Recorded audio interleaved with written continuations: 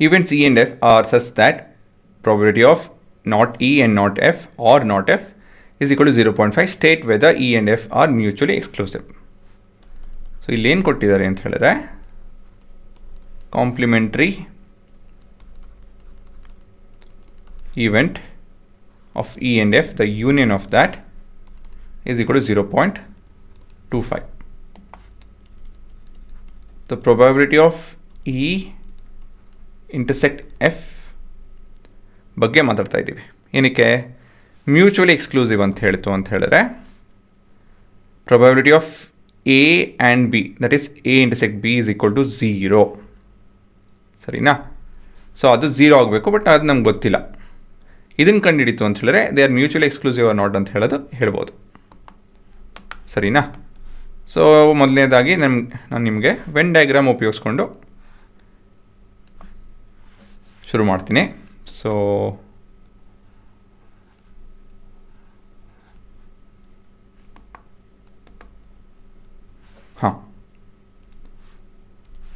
ಮೊದಲನೇದಾಗಿ E not ಅಂತ ಹೇಳಿದ್ರೆ ಈ ಭಾಗ ಬರುತ್ತೆ.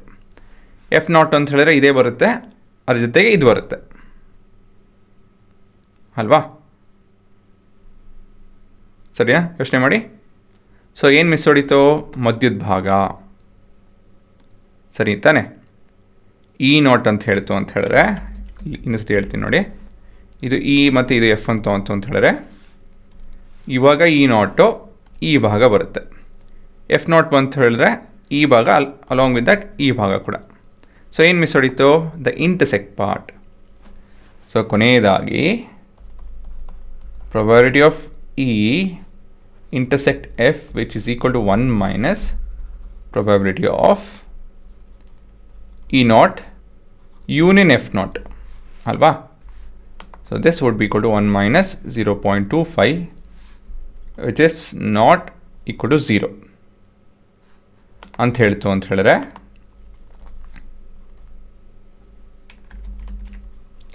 as probability of E intersect F is not equal to 0, this implies that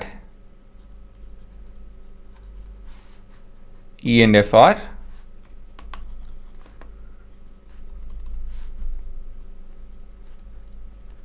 not mutually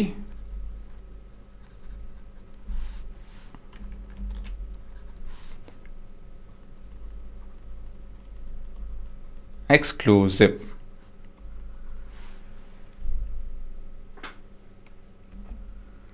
ಸರಿನಾ?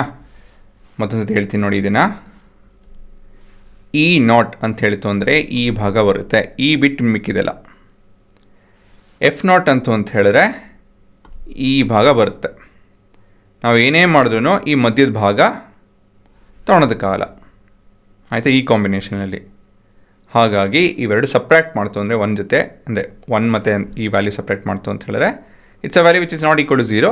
ಸೊ ಇದರಿಂದ ನಾವೇನು ಹೇಳ್ಬೋದು? E and F are not mutually exclusive.